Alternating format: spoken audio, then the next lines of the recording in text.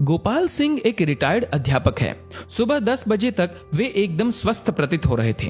शाम के 7 बजते बजते तेज बुखार के साथ साथ वे सारे लक्षण दिखाई देने लगे जो एक कोरोना पॉजिटिव मरीज के अंदर दिखाई देते हैं। परिवार के सदस्यों के चेहरों पर खौफ साफ दिखाई पड़ रहा था। उनकी चारपाई घर के एक पुराने बड़े से बाहरी कमरे में डाल दी गई, जिसमें इनके पालतू कुत्ते मार्शल का बसेरा है। गोपाल जी कुछ साल पहले एक छोटा सा घायल पिल्ला सड़क से उठाकर लाए थे और अपने बच्चे की तरह उसे पाला और उसका नाम रख दिया मार्शल। इस कमरे में अब गोपाल जी, उनकी चारपाई और उनका प्यारा मार्शल है। दोनों बेटों बहुओं ने दूरी बना ली और बच्चों को भी पास ना जाने के निर्देश दे दिए गए। सरकार द्वारा जारी किए गए नंबर पर फोन करके सूचना दे दी गई। खबर मोहल्ले भर में फैल चुकी थी, लेकिन मिलने कोई नहीं आया। साड़ी के पल्ले से मुंह लपेटे हुए, हाथ में छड़ी लिए पड़ोस की कोई एक बूढ़ी अम्मा आई और गोपाल जी की पत्नी से बोली, अरे कोई इसके पास दूर से खाना ही सरका दो, वे अस्पताल वाले तो इसे भूखा ही ले जाएंगे उठा के।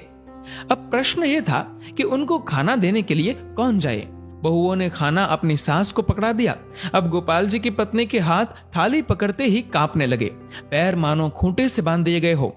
इतना देखकर वह पड़ोसन बोली, अरे तेरा तो पति है, तू भी किन ख्यालों में पड़ी है? मुंह बांध के चली जा और दूर से थाली सरका दे, वो अपने आप उठाकर खा लेगा।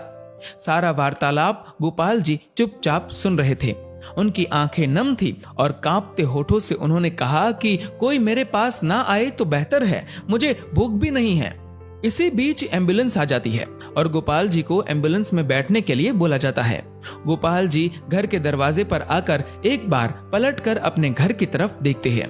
पोती पोते पहली मंजिल की खिड़की से मास्क लगाए दादा को निहारते हुए और उन बच्चों के पीछे सर पर पल्लू ओढ़े उनकी दोनों बहुएं दिखाई पड़ती है। घर के दरवाजे से हटकर बरामदे पर दोनों बेटे काफी दूर अपनी मां के साथ खड़े थे।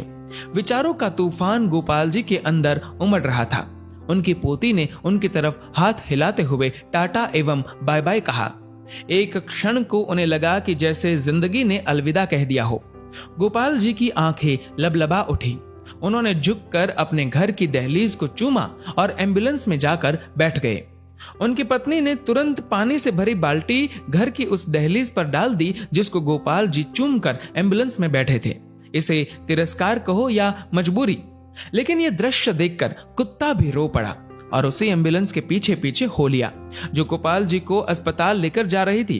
गोपाल जी अस्पताल में 14 दिनों के ऑब्जर्वेशन पीरियड में रहे। दोबारा टेस्ट किया गया तो उनकी रिपोर्ट सामान्य थी।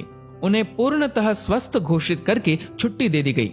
जब वह अस्पताल से बाहर निकले तो उनको अस्पताल के गेट पर उनका कुत्ता मार्शल बैठा दिखाई दिया। दोनों एक दूसरे से लिपट गए। एक की आंखों से गंगा तो एक की आंखों से यमुना बहे जा रही थी। जब तक गोपाल जी के बेटों की लंबी गाड़ी उन्हें लेने पहुंचती, तब तक वो अपने कुत्ते को लेकर किसी दूसरी दिशा की ओर निकल चुके थे। उसके बाद वो कभी दिखाई नहीं दिए। आज उनके फोटो के साथ उनकी गुमशुदगी की खबर छपी है। अखबार में लिखा है कि सूचना देने वाले को 40,000 का इनाम दिया जाएगा। 40,000। हाँ, पढ़कर ध्यान आया कि इतनी ही तो मासिक पेंशन आती थी उनकी, जिसको वो परिवार के ऊपर हंसते हंसते उड़ा दिया करते थे। एक बार आप गोपाल जी की जगह पर स्वयं को रखकर देखो। कल्पना करो कि इस कहानी में गोपाल जी का किरदार आप हो। आपका सारा अहंकार और सब मोह माया खत्म हो जाएगी। हे कोरोना, तू पूरी दुनिया में मौत का तांडव कर रहा है, पर सचमुच में तूने जीवन का सार समझा दिया है। तेरे लिए अमीर गरीब, छोटा बड़ा, स्त्री पुरुष, राजा रंक कोई भेदभाव नहीं, सब एक समान है। इसीलिए मैं आपसे निवेदन करता हूँ कि कुछ पुण्य कर्म कर लिया कीजिए। जीवन में कुछ नहीं है, कोई अपना नहीं है। जब तक स्वार्थ है तभी तक आपके सब है। जीवन एक सफर है, मौत उसकी मंजिल है। मोक्ष का द्वार कर्म है, यही सत्य है।